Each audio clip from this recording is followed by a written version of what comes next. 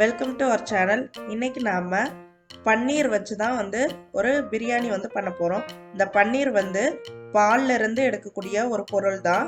இந்த பன்னீரில் calcium, protein, அப்புறம் கார்போஹைட்ரேட், கொழுப்பு, பாஸ்பரஸ் இது எல்லாமே நிறையவே இருக்குது.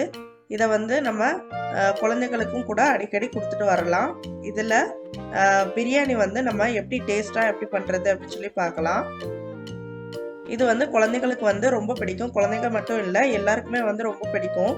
நல்ல ஒரு மைல்டான பாலோட டேஸ்ட் அதில் அந்த பிரியாணியில் இருக்கிற மாதிரி உங்களுக்கு தோணும்.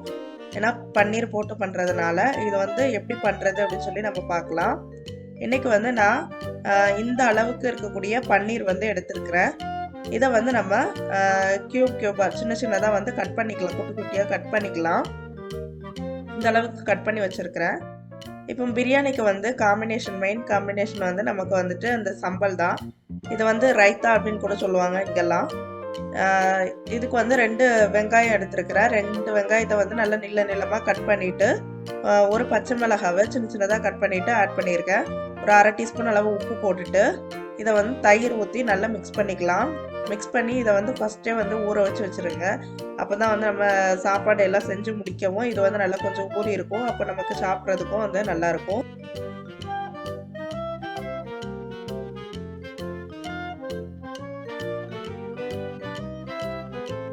இப்போ ஒரு பேன் அடுப்பில் வச்சுக்கலாம்.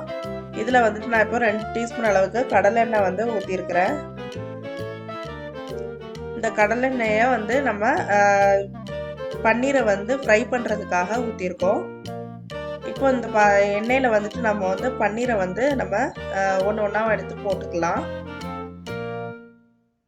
இதை நீங்கள் தோசை தவா இருக்குல்ல, அதுலேயும் வச்சு நீங்கள் கூட ஒன்று ஒன்றா ஃப்ரை பண்ணி மாற்றி மாற்றி வச்சு ஃப்ரை பண்ணி எடுத்துக்கலாம்.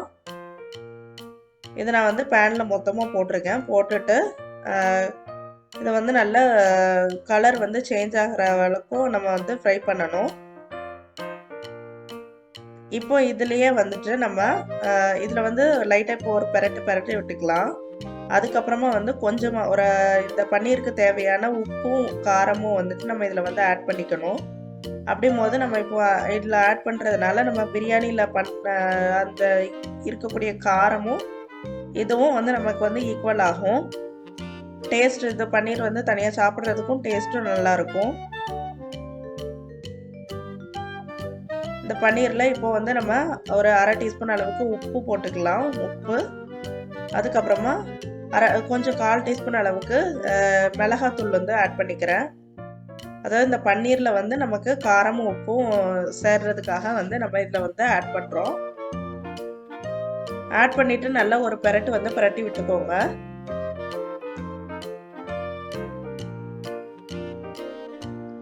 இது பன்னீர் ரொம்ப சாஃப்டாக இருக்கும். ரொம்ப போட்டு கிளறினீங்க அப்படின்னா அது உடஞ்சி போயிடும். நான் ஃப்ரீஸில் இருந்து எடுத்துட்டு கொஞ்ச நேரத்துலேயே இதை கட் பண்ணிவிட்டு நான் பண்ணுறேன். அதனால் எனக்கு அந்தளவுக்கு உடையலை. இது நீங்கள் நார்மல் பாத்திரத்தில் போட்டீங்க அப்படின்னா அடி பிடிக்கும், அப்படி இல்லைன்னா கொஞ்சம் உடையும். தோசைக்கல்லில் நீங்கள் போட்டு பிரட்டி எடுக்கலாம். அப்போது நல்லாவே ஸ்ட்ராங்காகவே இருக்கும், அந்தளவுக்கு உடையாது. இந்த மாதிரி இடையில திருப்பி விட்டுட்டு அதுக்கப்புறமா நல்லா ஃப்ரை பண்ணுங்க.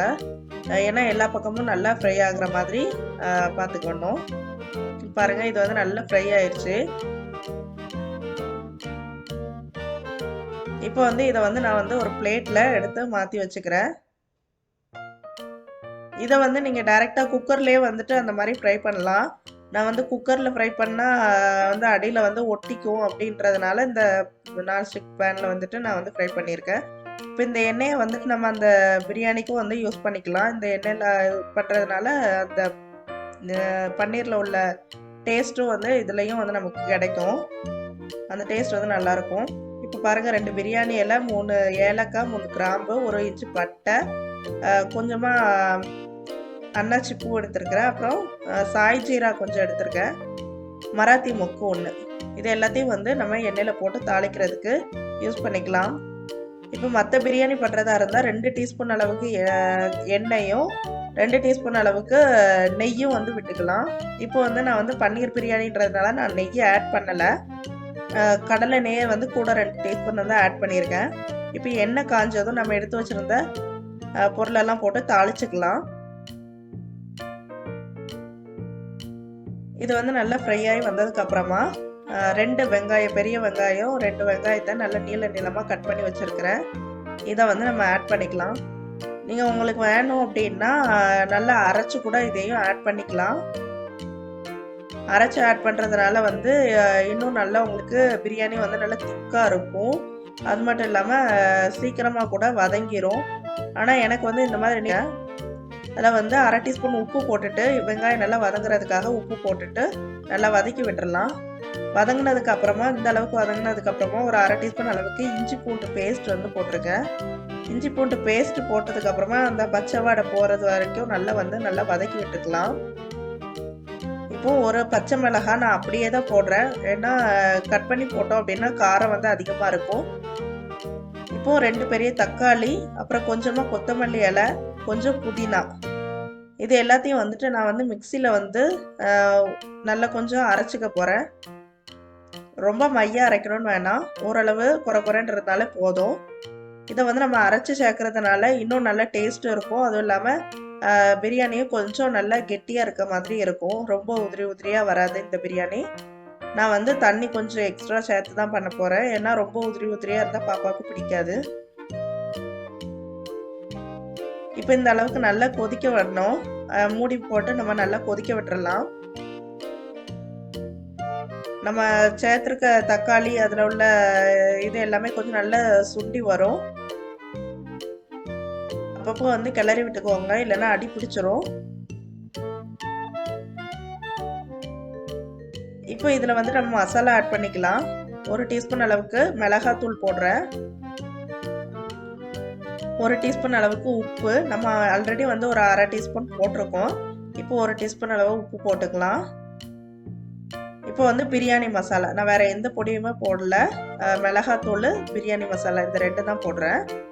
பிரியாணி மசாலா வந்து ஒரு 2 டீஸ்பூன் அளவுக்கு போட்டுக்கலாம். நிறைய பிரியாணி மசாலையில் காரமும் இருக்கும். இதில் வந்து காரம் அந்தளவுக்கு இருக்காது. நீங்கள் உங்கள் காரத்தை பொறுத்து நீங்கள் அதை போட்டுக்கோங்க. இப்போ நல்லா வதக்கி விட்டுறலாம். இப்போ இந்த மசாலா எல்லாம் போட்டுட்டு ஒரு 2 நிமிஷம் வந்து மூடி போட்டு நல்லா குக் பண்ணிடலாம்.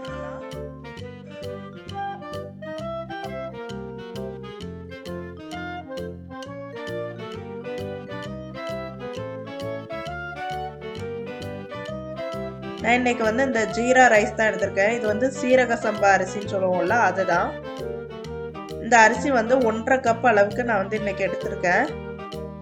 இதை வந்து நல்லா வந்து நம்ம வாஷ் பண்ணிட்டு, இதை வந்து தண்ணிலாம் ஊற்றி ஊற வைக்க வேண்டாம். நல்லா வாஷ் பண்ணிட்டு அப்படியே வச்சிருந்தாலே போதும். இந்த சீரக சம்பா அரிசி மட்டும் பிரியாணி பண்ணும் போது நீங்கள் எப்போ அரிசி போட போகிறீங்களோ அப்போ அதுக்கு கொஞ்ச நேரத்துக்கு முன்னாடி மட்டும் நீங்கள் கழுவுங்க. ஏன்னா முன்னாடி ஃபஸ்ட்டு ஸ்டார்டிங்லேயே வந்து கழுவி வச்சோம் அப்படின்னா இது வந்துட்டு கொஞ்சம் குழஞ்ச மாதிரி ஆயிரும். இந்த அரிசி பாஸ்மதி அரிசி மாதிரி கிடையாது. இது வந்து சீக்கிரமாகவே குழஞ்சிரும். அதனால வந்து இந்த அரிசிக்கு மட்டும் நீங்கள் எப்போ நீங்கள் அரிசி போட போகிறீங்களோ அதுக்கு முன்னாடி மட்டும் ஊற வச்சுக்கோங்க. ஊற வைக்கணும்னு இல்லை, சும்மா கழுவி வச்சுக்கோங்க.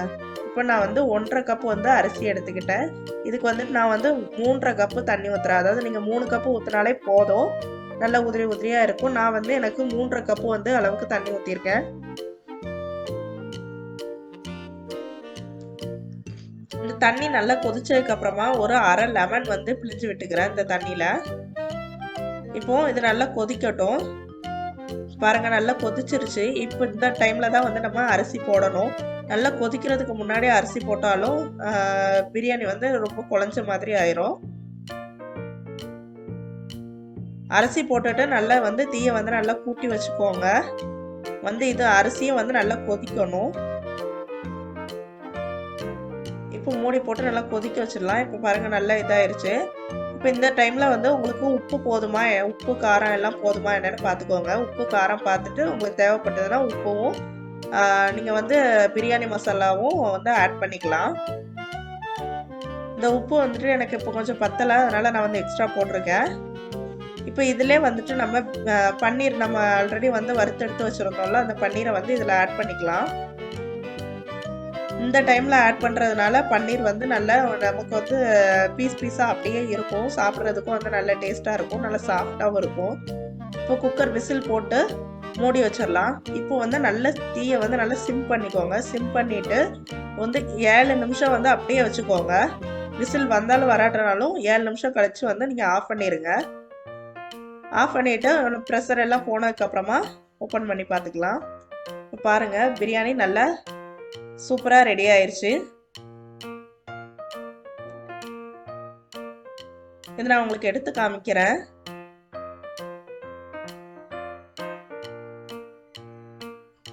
பாருங்க, நல்லா டேஸ்டாகவும் சூப்பரான பிரியாணி ரெடி ஆயிடுச்சு. இதை வந்து ஒரு தடவை சுற்றி எடுத்து விட்டுட்டு அதுக்கப்புறமா நம்ம பிளேட்டில் வச்சுக்கலாம். பாருங்க, பிரியாணி பன்னீர் பிரியாணி சூப்பராக ரெடி ஆயிட்டு.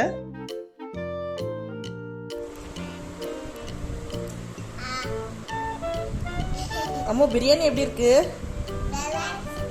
எப்படி இருக்கு? சூப்பரா இருக்கா? உனக்கு பிடிச்சிருக்கா?